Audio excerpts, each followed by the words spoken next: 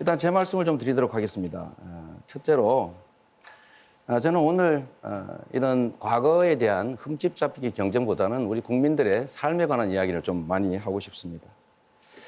코로나19 관련해서 우리 희생당하신 분, 헌신하신 분, 고생하신 분 너무 많습니다. 우리 국민 여러분 너무 고생 많으셨습니다.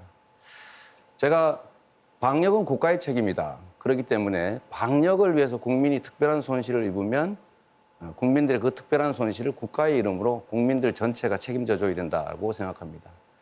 제가 당선이 되면 50조 원 추가 추경 또는 긴급 재정 명령을 통해서라도 제가 확보를 해가지고 기존에 보상되지 못한 손실 다 보상해 드릴 것이고, 또 예를 들면 코로나 때문에 신용불량된 분들 신용대사면 저희가 해드릴 겁니다.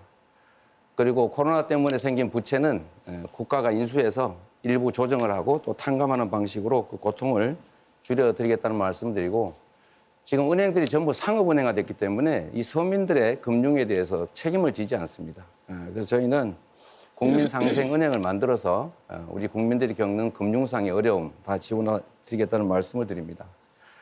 IMF 때 대기업과 그다음에 은행들을 위해서 우리가 그때 돈으로 169조 원을 지출했습니다. 아직도 50조 원 환수하지 못했는데 이 소상공인 자영업자들에 대한 지원을 정부가 제대로 하지 않는 것은 문제다라는 생각이 듭니다. 그래서 제가 우리 윤석열 후보께 한번 여쭤보겠습니다. 정부에서 300만 원씩 지원하겠다고 할 때 예산을 다른 예산 잘라서 해라고 이렇게 해서 거의 방해를 하시다가 결국은 국민의힘에서 찬성을 했는데 처음에는 300만 원 지급하니까 매표행위라고 비난을 했습니다. 그 다음에 보니까 우리가 300만 원 마련했다라고 문자도 보낸 것 같고, 나중에는 1000만 원 내가 당선되면 지원하겠다 이렇게 말씀하셨는데 우리 윤석열 후보님의 진심은 어떤 겁니까? 저는 작년부터 민주당에서 손실보상 없는 손실보상법을 날치기 한 직후부터 50조의 재원을 마련해서 정부의 방역 정책으로 인해서 손실을 본 자영업자 소상인들에 대해서 실질적인 피해 보상을 해야 된다고 지금까지 일관되게 주장을 했습니다. 그리고 우리 이 후보나 민주당에서는 작년에 내내 실질 손실에 대한 피해 보상 얘기는 안 하셨고 계속 전국민 재난지원금 30만 원 준다, 50만 원 준다 이런 말씀만 하시다가 금년 들어와서 선거를 앞두고 갑자기 50조를 만들어서 제가 한 그 공약을 이제 모방을 하시더니 결국은 그것도 추경으로 올리지를 못하고 14조 원으로 아니 그걸 왜 예결위에서 날치기를 하십니까?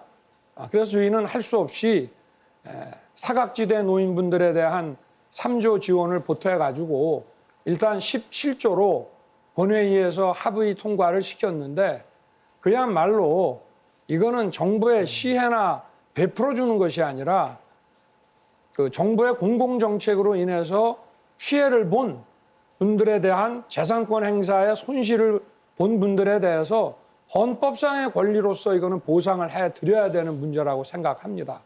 그래서 이거 300만 원은 저는 적절하지 않고 실피해를 보상해야 된다고 주장을 일관되게 작년 여름부터 해온 것입니다. 네. 제가 드린 질문은 그게 아니고 처음에는 방해를 하다가 나중에는 비난을 하다가 나중에는 자기가 했다고 하다가 나중에 1000만 원 하겠다고 하는 것이 일관성이 없다 이 말씀인데 답변을 회피하는 것 같아서 좀 아쉽습니다. 네,